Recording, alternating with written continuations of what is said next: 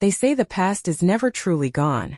It lingers in the shadows, whispers through the walls, and waits for someone brave enough to listen. My name is Rachel Bell, and this is my story. A story I never expected to tell. One that has haunted my family for over 2 centuries. Welcome to HiStories, where the past comes alive through the voices of those who lived it. In this chapter of HiStories, we step into one of America's most chilling legends, the Bell Witch of Tennessee. Imagine a quiet farm in the early 19th century, a place where a family's name becomes forever entwined with whispers of an otherworldly force. The Bell family, my family, endured a haunting unlike anything you can imagine. Disembodied voices, moving objects, and a malevolent entity that seemed to thrive on fear. This wasn't just a ghost story, it was a battle between past wrongs and an unyielding spirit demanding justice. But this isn't just history. It's personal. Through the pages of my ancestors' journals and my own harrowing encounters, I invite you to uncover the truth about the witch, the curse, and what it means to face your darkest fears. I never wanted to believe in ghosts. The very idea seemed childish, a relic of old wives' tales designed to frighten children into behaving. But the moment I set foot on the Bell family farm in Adams, Tennessee, the air grew heavy with an unsettling stillness. The field stretched endlessly under a pale, lifeless sky, and the wind carried faint, mournful whispers that seemed to echo from the past. It was as if the land itself was alive, holding its breath for what was to come. My name is Rachel Bell, a descendant of John Bell, Sr., and the infamous family haunted by what people call the Bell Witch. Growing up, I had always heard the stories, but they felt distant, like shadows from another life. Coming back to Adams, Tennessee, felt like stepping into a legacy I never asked for. A chilling inheritance that tied me to a past filled with fear and unanswered questions. What could possibly draw me back to the source of such torment? Perhaps it was curiosity, or perhaps it was fate. My story, like theirs, begins with whispers in the dark, soft, eerie murmurs that carried the scent of damp earth and cold, as if the night itself held its breath, waiting for something unspeakable to unfold. Rachel, you need to understand your roots, my grandmother always said, her voice grave, as though every word carried the weight of a warning. She handed me an old journal, its cover cracked with age and its pages yellowed by time. The musty scent of its worn leather filled the air, transporting me to a world I could barely fathom.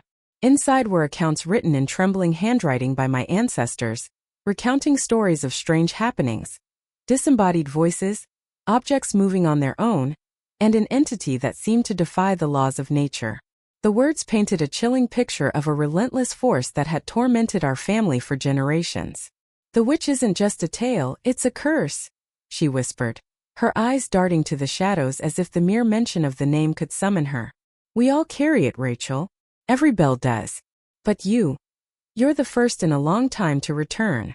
Returning to the family farm was supposed to be a way to connect with my past, to step back into the history that had shaped my family. But from the moment I arrived, the air felt different, heavier, as though the land itself bore a grudge. The fields seemed overgrown, wild, as if resisting any attempt at taming. The trees lining the property stood unnaturally still, their branches clawing at the gray sky like twisted fingers. At first, it was little things / 2014 doors creaking open without a breeze, the faint sound of footsteps echoing down empty hallways. I tried to tell myself it was just the age of the house, its timbers groaning after years of neglect. But one night as I lay awake I heard it. A whisper soft as a breeze, drifting through the darkness / U201C Rachel. / U201D. I froze, my breath catching in my throat. The voice was faint but unmistakable, coming from somewhere deep within the house. It wasn't / U2019T, just the sound that terrified me. It was the undeniable familiarity of it. It felt as though the house itself knew me, and for the first time, I began to wonder if returning here had been a terrible mistake. It wasn't long before the whispers became louder, more insistent, creeping into every corner of the house. I was alone in the farmhouse on a stormy night when the entity finally made its presence known. Rain lashed against the windows, and the flickering candlelight cast trembling shadows across the room. The air grew icy, and the flame of the candle suddenly sputtered, as if snuffed out by an unseen hand. That's when I saw her, a shadowy figure in the corner of the room, her silhouette barely illuminated by the dim light. Her presence was overwhelming, an oppressive weight pressing down on my chest. Her eyes glowed faintly, two orbs of malice that pinned me where I stood. Then came the voice, cold and sharp as a winter's wind. "You're back, Rachel. The bells always come back." Terrified but determined, I delved into the history of the bell which, poring over every account and whispered rumor I could find. Late nights were spent sifting through brittle, yellowed pages of journals and newspapers, their faded ink revealing stories of violent poltergeist activity, bone-chilling screams, and dark shadows that seemed to devour the light.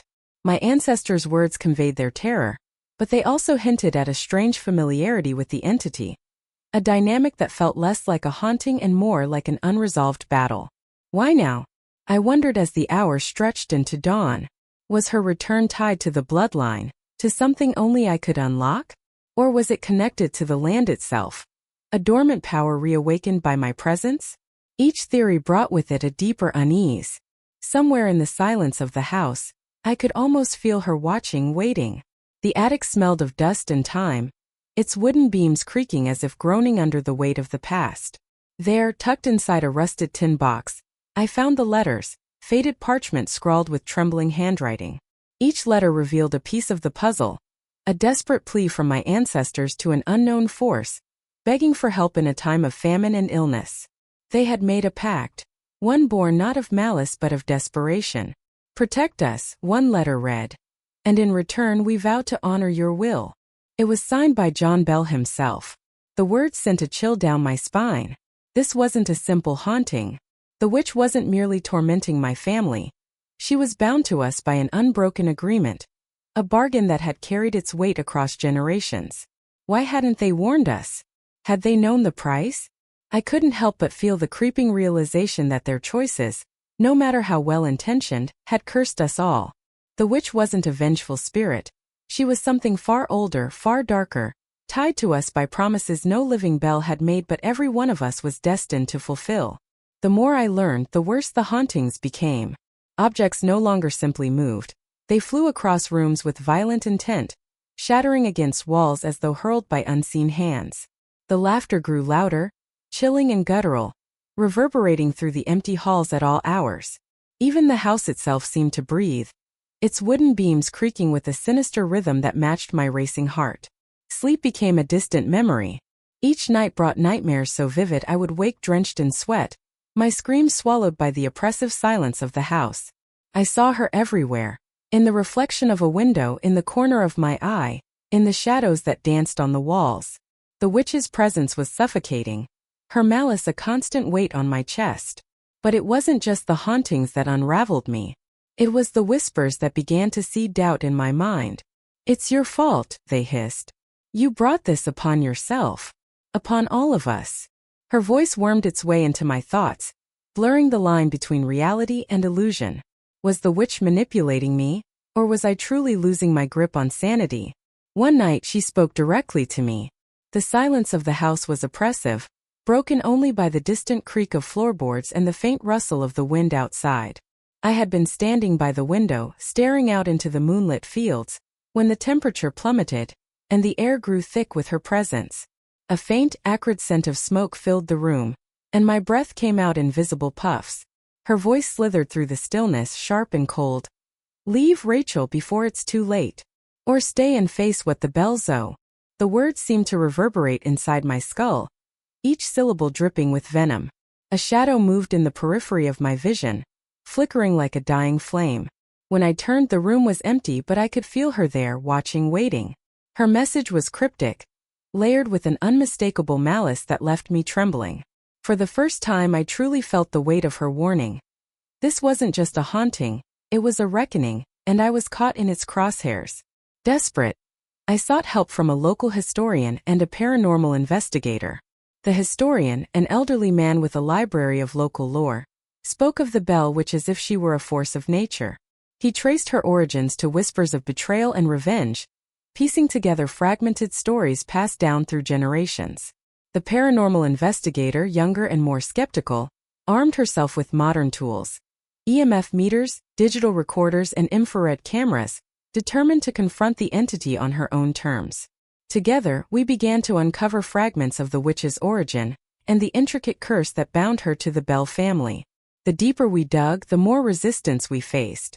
Lights flickered violently during our late-night research sessions, and once, an entire bookshelf toppled over without warning. It became clear that every step closer to the truth provoked her wrath, as if she were guarding secrets that weren't meant to be uncovered. During one particularly harrowing night, the entity showed me a vision, a glimpse into the past that felt more like living a memory than watching it. The air around me crackled with energy, and in an instant, the farmhouse faded into the flickering glow of candlelight from a distant time. I saw John Bell, Sr., hunched over at a wooden table, his face pale with fear as a dark shadow loomed behind him. He pleaded, his voice breaking. "Please, I didn't know. I didn't mean to." The witch's cruel laughter echoed through the room, sharp and mocking. "Ignorance doesn't absolve guilt," she sneered. Her form shifted, flickering between human and something far more sinister. With each word, her presence grew heavier, pressing down on everyone in the room. Then came her curse, spoken with venom that seemed to bind the very air. "Your line will pay the price, John Bell. Every Bell will remember me."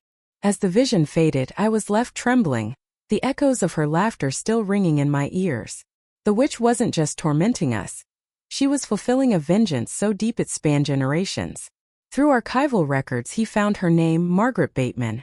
She had been a neighbor of the Bells, a woman of modest means but fierce pride, whose life had been shattered by accusations of witchcraft during a land dispute with John Bell. Senior betrayed, ostracized, and ruined, Margaret had vowed revenge with her dying breath. Her anguish had taken on a life of its own, twisting into the vengeful entity known as the Bell Witch. What struck me most was the sheer depth of her suffering. The records painted a picture of a woman who had been pushed to the brink by relentless cruelty. Margaret had once been respected, known for her wit and strength, until the rumors began. The betrayal cut deeper when the accusations came from the very community she had supported. Her cries for justice had gone unanswered, and as she withered in isolation, her pain turned into something darker, more enduring. This revelation hit me like a blow. The witch wasn't some nebulous force of evil.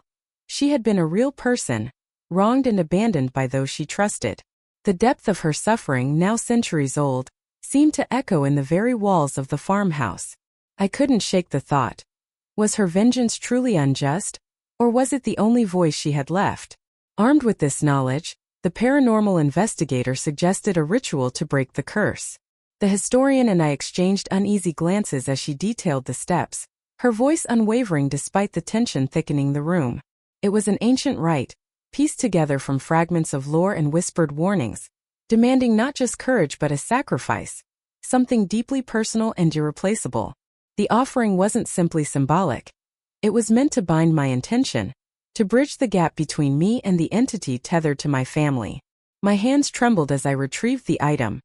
A locket passed down from my great-grandmother, an heirloom filled with memories and history. It felt like a part of me, and perhaps that was the point. As I stood in the farmhouse with the investigator and the historian, the weight of what we were about to attempt settled over me like a suffocating shroud. Candles flickered in the heavy air, their flames barely holding against the unseen force that now stirred around us. This wasn't just a confrontation. It was a gamble with forces I barely understood. The stakes were higher than ever, and the consequences of failure loomed heavy. Either end the hauntings or doom me forever. In the dead of night, we performed the ritual. The air inside the farmhouse grew thick with a palpable tension, as though the house itself was bracing for the battle to come. Shadows stretched unnaturally across the walls, twisting and writhing in the dim candlelight. The historian read the incantation in a trembling voice while the investigator monitored the room, her equipment blinking erratically with each passing moment. Suddenly, the temperature plummeted, and a violent gust extinguished the candles. The silence that followed was suffocating. Then she appeared, the witch, her form coalescing from the darkness like smoke taking shape. Her eyes burned with fury, and her voice cut through the air, sharp and venomous. "You think you can break me?" she snarled. "Fools! You are bound to me as I am to you." The ground trembled beneath our feet, and the walls groaned as though the house itself was protesting. The witch's presence was overwhelming, her laughter a cacophony of rage and disdain. It was clear that this would not be a simple banishment. She intended to fight. As the ritual unfolded, I realized the key wasn't banishment but forgiveness. Her form wavered in the flickering light, shifting between the vengeful entity I had feared and the broken woman she once was. I spoke to her, my voice trembling but steady, not as a victim, but as a descendant willing to acknowledge the pain my family had caused. "Margaret," I said, calling her by name for the first time, "I see you. I see the suffering you endured, and I'm sorry. For all of it. For everything they did to you." Her rage faltered, her glowing eyes dimming as tears, shimmering like molten silver, traced paths down her shadowy face. "Sorry," she whispered, the venom in her voice replaced by raw disbelief. "Yes," I said, stepping closer despite the tremors in the ground and the oppressive weight of her presence.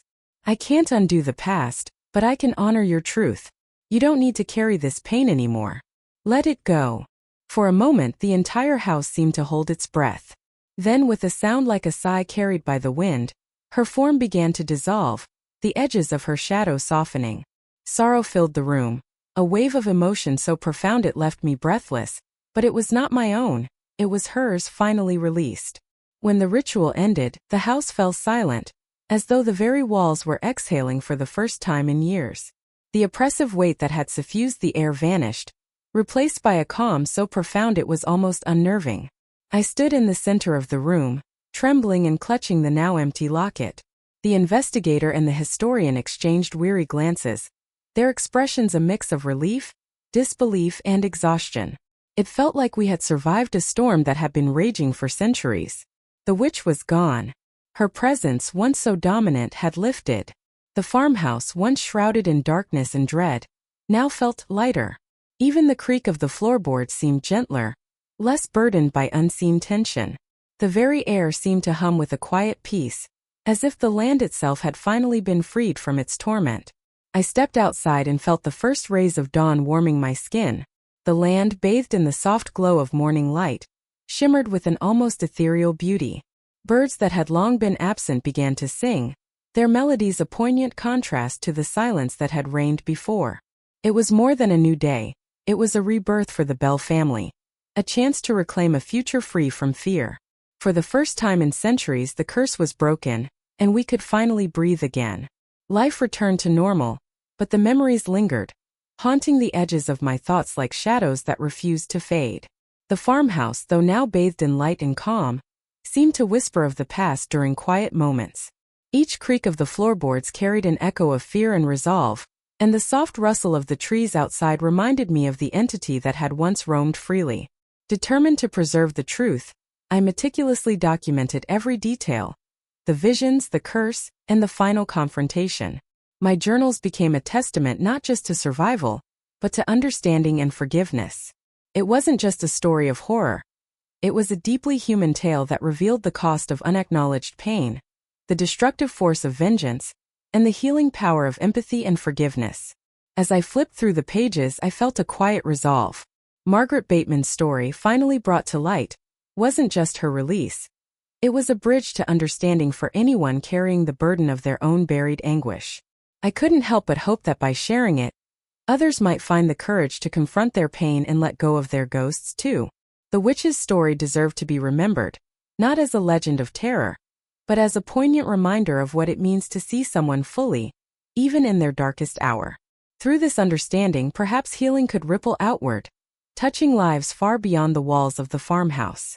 Word of my experience spread quickly, drawing curiosity seekers, journalists, and paranormal enthusiasts to the farm. They came with cameras, recording devices, and countless questions, their curiosity fueled by a mixture of skepticism and wonder. Some were seeking proof of the supernatural, clutching at the hope that they might capture even a fragment of what had occurred here. Others seemed drawn by a need for understanding, their eyes betraying burdens they carried but rarely spoke of. At first, the attention was overwhelming.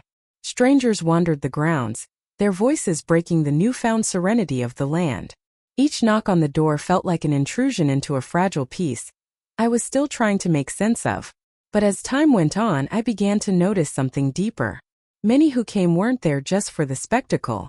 They were searching for something, closure, connection, or a sense of peace with their own pasts. The tale of pain, forgiveness, and resilience seemed to resonate far beyond what I could have imagined. Standing at the center of it all, I felt a strange mix of emotions. Gratitude, certainly, for the chance to share Margaret's story and the lessons she left behind. But also unease. The Bell Farm had become a symbol, not just of haunting but of healing. It was a responsibility I hadn't anticipated, one that weighed heavily but also gave me purpose. The farm became a haven for those seeking answers about the supernatural. People arrived from all walks of life, some drawn by curiosity, others by an unspoken need to confront their own fears and traumas. It wasn't just a place of haunting anymore. It had transformed into a sanctuary where stories could be shared, wounds could begin to heal, and understanding could grow. Workshops on forgiveness and letting go of the past became a surprising addition to the farm's new chapter. People who had suffered in silence for years found solace in the shared experience, their voices trembling as they spoke their truths for the first time. It was as though the act of sharing Margaret's story had opened a doorway, inviting others to confront their own struggles. The farm became more than just a destination, it became a movement. What had once been a source of fear now held the potential to inspire profound change. Visitors left not only with tales of the paranormal, but also with a renewed sense of hope, carrying with them the knowledge that even the deepest wounds could begin to heal.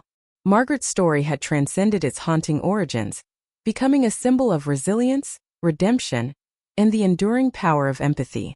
Though she's gone, I sometimes feel her presence, a faint whisper in the wind, a shadow that lingers just out of sight. There are moments, especially in the stillness of twilight, when I sense her watching, not with malice, but with quiet curiosity. Perhaps she's ensuring that her story and her pain are never forgotten. Or perhaps she's finally at rest, her spirit unshackled from the torment that bound her for so long. There's a strange comfort in these whispers, a reminder that the past, while unchangeable, doesn't have to define the present. It can transform from something that haunts us to something that teaches us, shaping our resilience and deepening our empathy. My journey with the bell which changed me forever. It reshaped my understanding of fear, forgiveness, and the enduring weight of history. This was never just about the past. It was about how we carry those stories forward, choosing either to let them define us or to find meaning in their lessons. As I stand on the porch of the farmhouse, the morning sunlight casting long shadows across the land, I am struck by the stillness, a calm that feels earned, not given. The echoes of what happened here will always linger, not as a burden, but as a reminder of what can be overcome. The Bell family's legacy is more than a haunting. It's a testament to the resilience of the human spirit, the power of facing the past, and the strength found in embracing the truths that frighten us most. By confronting our darkest fears, we don't emerge unscathed, but we emerge whole, changed, yet somehow stronger for it.